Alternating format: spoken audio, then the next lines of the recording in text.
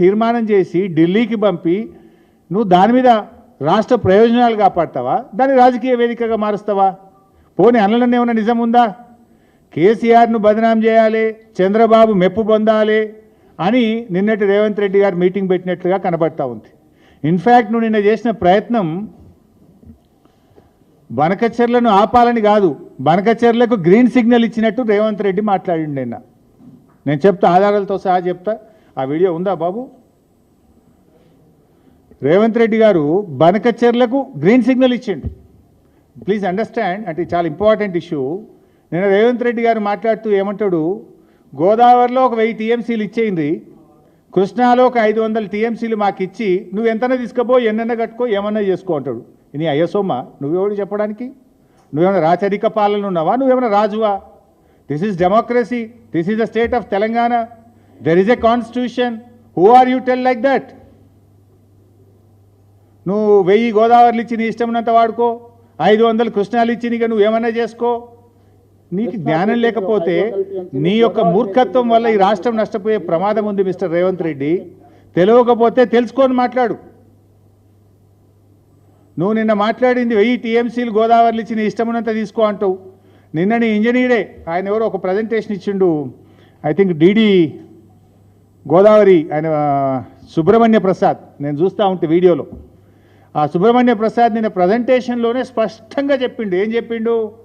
Sir, Telangana రాష్ట్రము 968 టీఎంసీలకు ప్రాజెక్టులు రూపకల్పన చేసింది.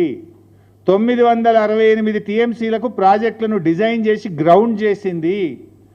అందులో 946 టీఎంసీలకు కేంద్ర జలవనరుల సంఘం హైడ్రాలజీ క్లియరెన్స్ ఇచ్చింది. అంత స్పష్టంగా చెప్పిండ్రు. నువ్వు 1000 ఇచ్చిగా మొత్తం తీసుకుపోవటమేందాను? నువ్వు చంద్రబాబు ఇంకా నీకు చంద్రబాబుని అడుక్కునే బుద్ధి పోతున్నట్లేదు.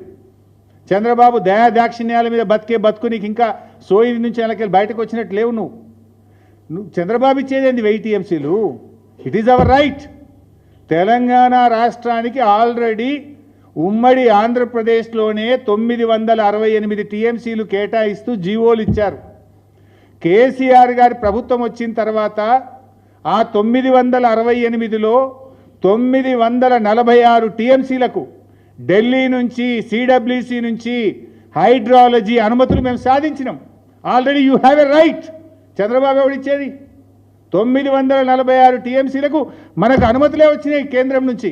నువ్వు మళ్ళీ ఏదో 1000 ఇచ్చి మొత్తం వాడుకో అంటావేందాను? అంటే దీన్ని బట్టి ఏమర్థమవుతుంది? బనకచెర్ల కట్టుకో అన్నట్టే కదా. బనకచెర్ల కట్టుకో నువ్వు గ్రీన్ సిగ్నల్ ఇస్తున్నావా? 946 మనకు ఉండే. ఇంకో 20 టీఎంసీలది వార్దా, తమ్మిడిహట్టి వార్దా ప్రాజెక్ట్ సంబంధించి ఢిల్లీలో ప్రాజెక్టు పరిశీలనలో ఉంది. దానికి కూడా సూత్రప్రాయంగా కేంద్రం అంగీకరించింది. ఈ 946 కాక ఆ 20కి కూడా మన కాళేశ్వరంకి అనుమతి ఇచ్చేటప్పుడే ఆ 20 టీఎంసీకి కూడా సూత్రప్రాయంగా అంగీకరించిండ్రు. 946 + 20 966 రానే వచ్చే. నువ్వు 1000 ఇచ్చి మొత్తం తీసుకుపోంటావు అంటే బనకచెర్ల కట్టుకోమన్నట్టే కదా.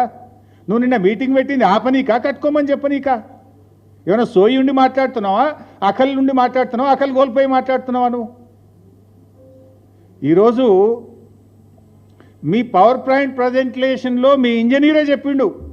ఆ సుబ్రహ్మణ్య ప్రసాద్ చెప్పినాకనే సోయి రావాలి కదా.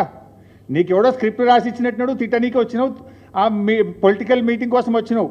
కానీ ఆ ఇంజనీర్ చెప్తుంటే వినన్నా, నీ స్క్రిప్ట్ సరిగా లేదు, ఆల్రెడీ 946 మనకు కేటాయించబడ్డాయి, మరి 1000 ఇచ్చి మొత్తం తీసుకో అని అనకూడదు అనే సోయి ఉండాలన్నా వద్దా నీకు?